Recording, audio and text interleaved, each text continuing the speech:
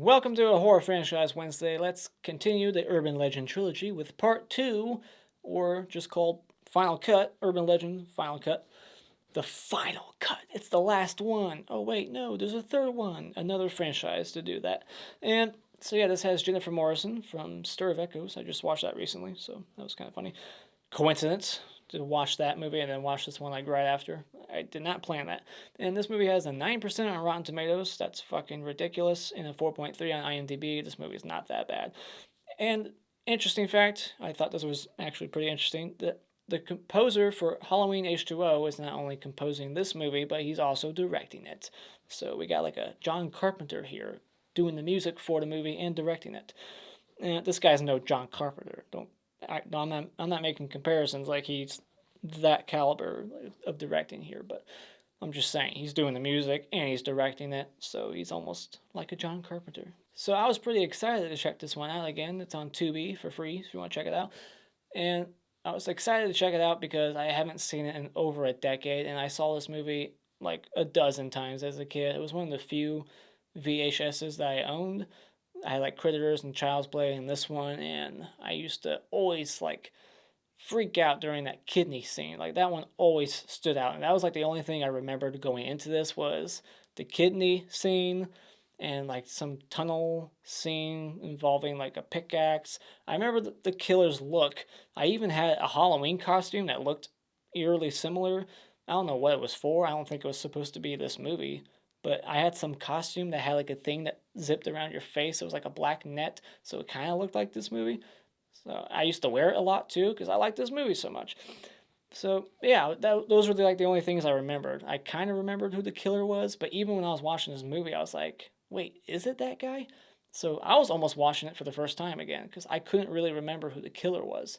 I kept going from this guy to this guy, but I was like almost like 90% sure it was that guy. And I was right. I was correct, but I was doubting myself because it's been so long since I've seen it. I couldn't remember if I was correct in who the killer was. But yeah, this has Ellis from Die Hard and Jennifer Morrison, and it's got the one comedian, I forget his name, but he was in Kangaroo Jack.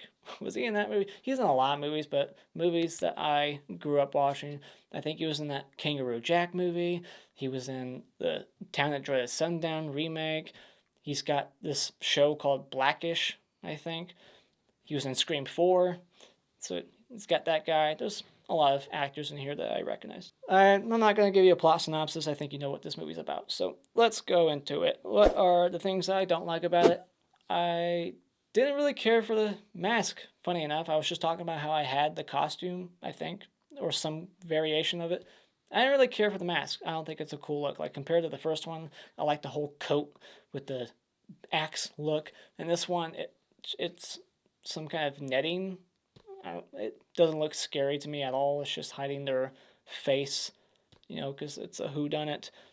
And it doesn't look scary or anything to me. It's like, whatever. Like, I didn't care for the mask. Anybody else?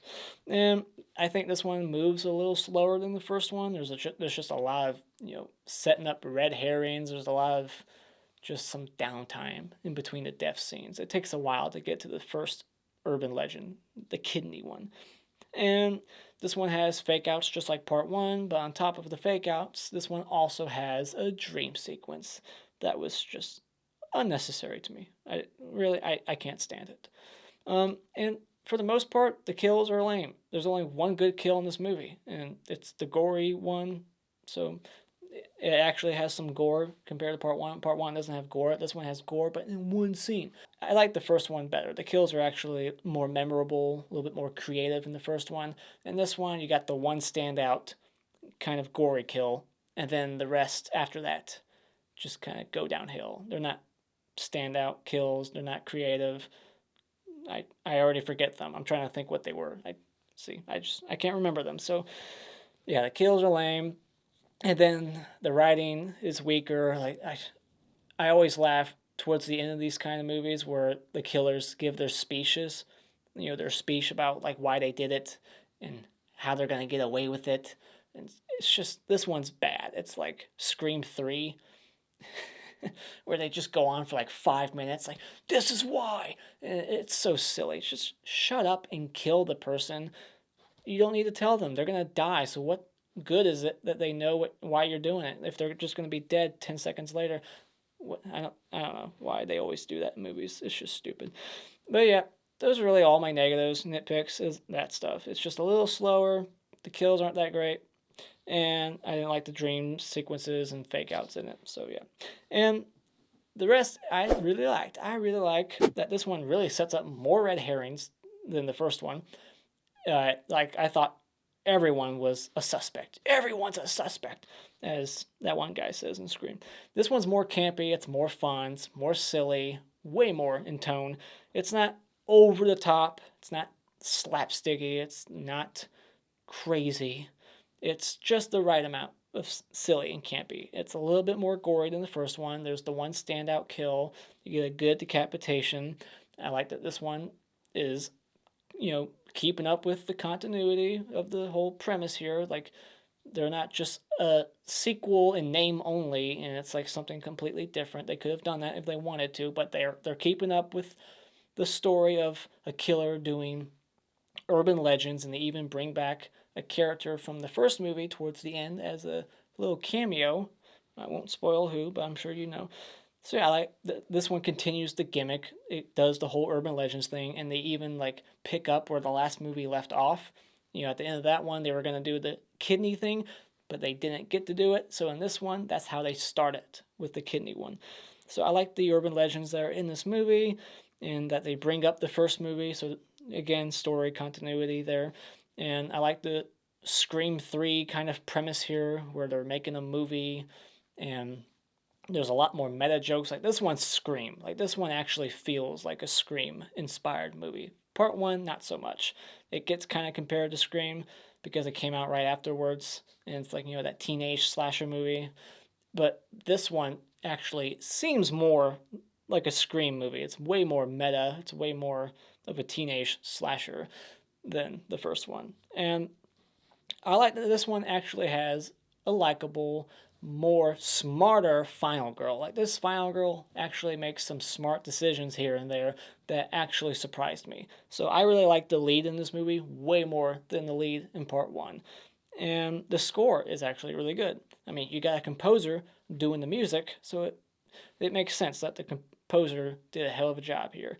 John Ottman did a pretty good job, and I like that there's even one scene where they're in the music room and they're bumping into shit, and the composer uses those instruments that they're bumping into to actually like add to the sound of the scene. Like, I can't really explain it well, but watch that scene, you'll know what I'm talking about. Like, he actually uses those instruments as part of the score of the film. It's a decent slasher. It's a decent millennial slasher that gets way too much hate. Like 9% on Rotten Tomatoes, that's way too low. It's fun. It doesn't take itself too serious. It's Scream inspired, but it's fun.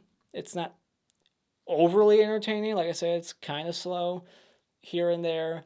The kills could have been better, but it's a fine slasher. I've seen way worse. Like this gets unbelievable amounts of hate. It's just ridiculous. But to me, it's worth a watch. Check it out. When it comes to Urban Legends Final Cut, give it a shot. Stream it or borrow it from a friend or rent it at Redbox. Alright, time for everybody's least favorite part of my reviews, the spoiler discussion. So, we got 2 title cards here. It says UL2, Urban Legends 2, and then it cuts away from that and it just says Urban Legend Final Cut. So it's like they couldn't make up their minds on what to call this movie. And this whole like movie within the movie thing, like it's a movie within a movie because of how ridiculous it is. Like this chick is on an airplane and everybody on the airplane has their throat slit. Like the killer has like 20 knives on him and they're like in everybody. Like it's such a ridiculous scene that it's a movie. Like this can't be real. This is a dream or it's a fucking movie being shot within a movie. And the actor from Jason X is in here for one scene. So I thought that was kind of cool. It's like, oh, look, it's Sunarin or whatever his name is from Jason X. So, and really, they're taking like 41 takes. This guy thinks he's like Kubrick or some shit. Like, this is a low-budget film he's making in college that he's probably funding himself. and he's taking like 41 takes for simple shots. That's ridiculous. I mean, I don't know, maybe he's got a lot of money. And so we got the same security guard from part one. I forgot to mention that earlier when I was talking about continuity here.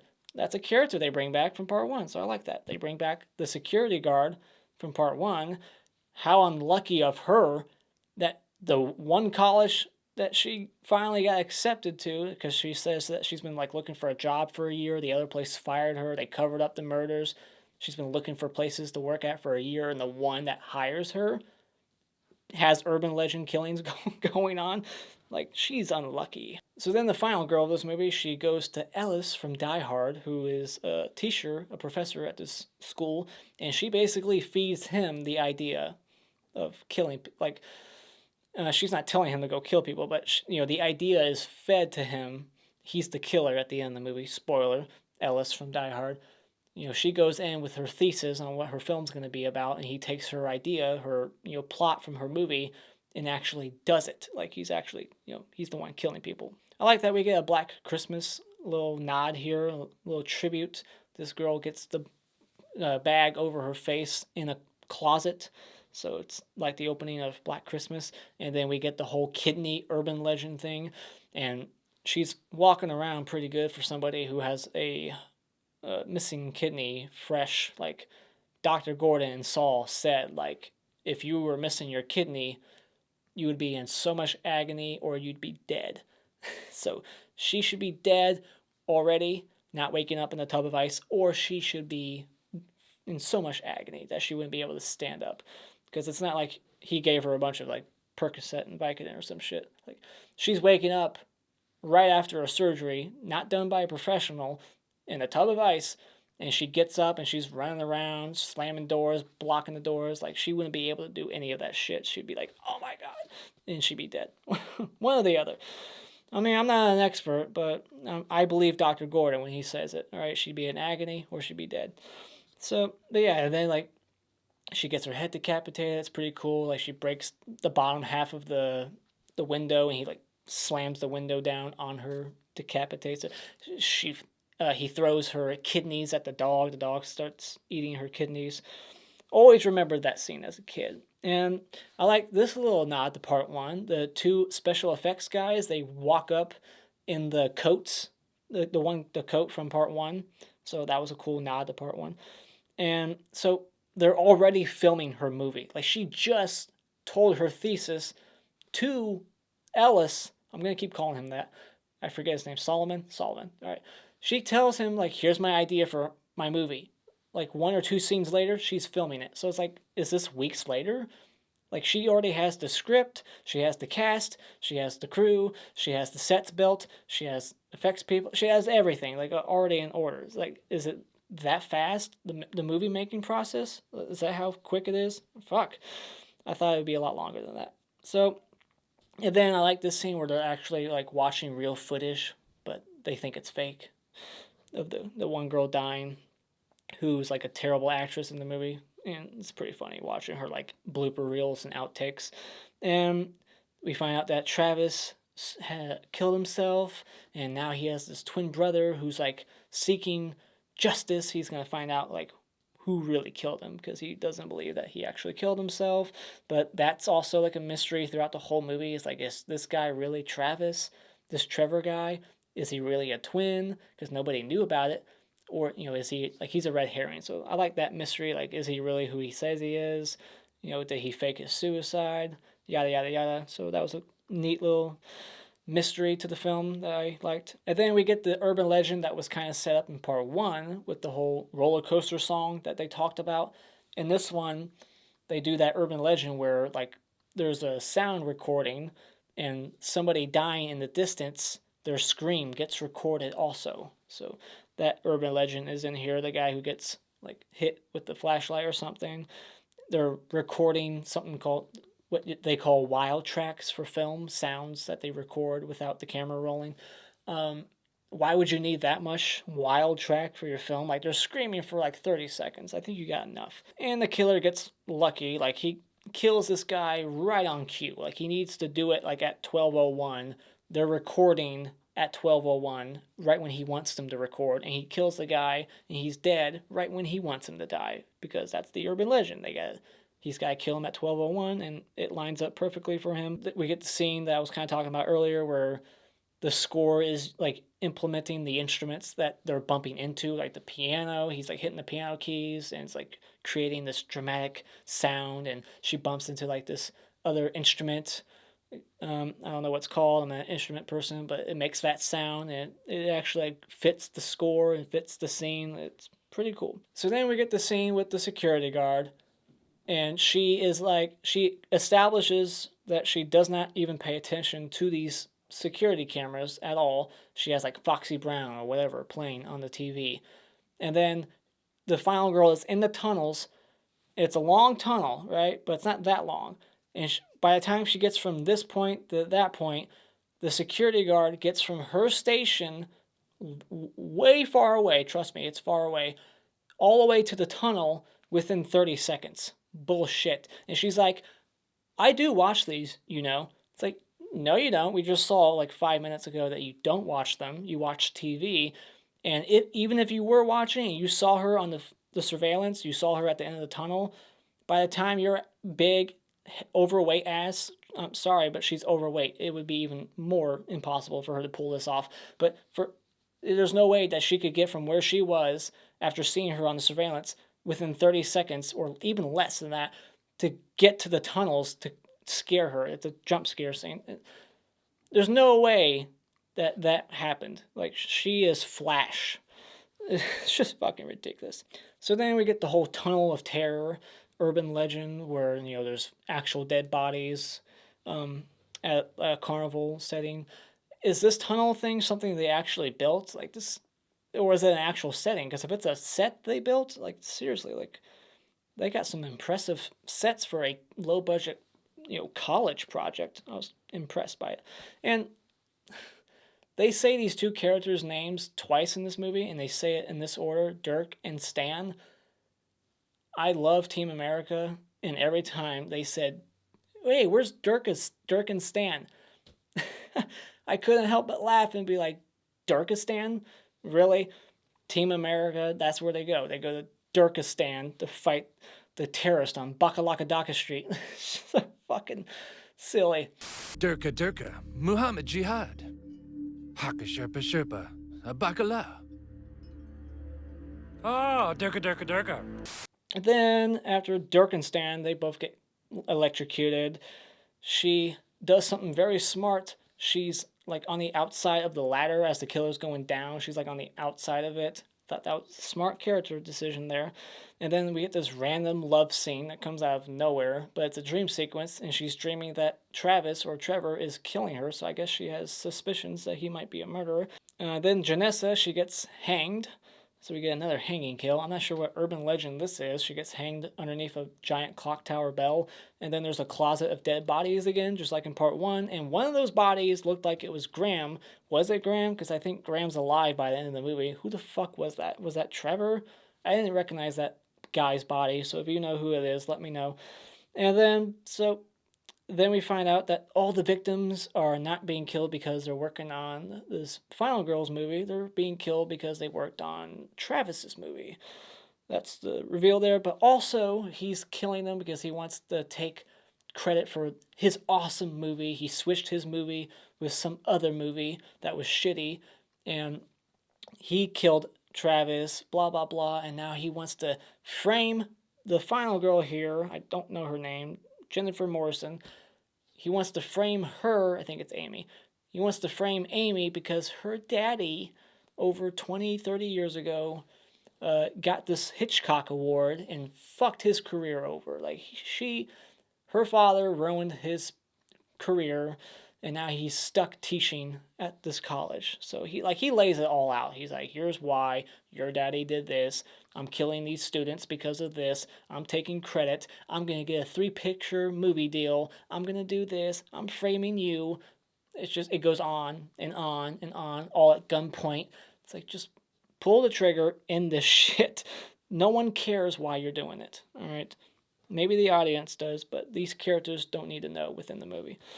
But I do like when he shoots the one guy. He's like, I shouldn't have given you an A in class, and he like shoots the guy in class right in his face. That was pretty funny. So yeah, Ellis from Die Hard, he's the bad guy. Did anybody suspect him as the killer? Did anybody get that right? Curious if it was obvious to anybody else. And then we get the guard from part 1 not being helpful this time. It's the complete opposite. In part 1, she comes in and saves the day. In this one, she puts the protagonist at gunpoint, thinking she's the killer, so she's not being so helpful this time. So anyways, yeah, the killer gets killed, but no, he's not killed, even though he got shot like right in the heart. He's at an insane asylum instead of prison where he belongs. And Brenda from part 1, the killer, is now working there. She's been working there how long? Or did she just, I don't know, like, that was kind of weird. But yeah, kind of cool too to see her, and she's like, we got so much in common, and that's what part 3 should have been. It should have been Brenda and Professor Solomon working together in part 3. That's what that one should have been. And I like that they start playing like the Alfred Hitchcock theme music at the end during the credits. So that was pretty cool. Even though I don't have access to clips, I'm going to do my awards anyways. So the Hockey Mask Award for Best Character in this movie will be the effects couple, the 2 effects guys. I really like them. And the Hanky Award for Worst Character in this movie will be Graham. He was a freaking aggressive douchebag.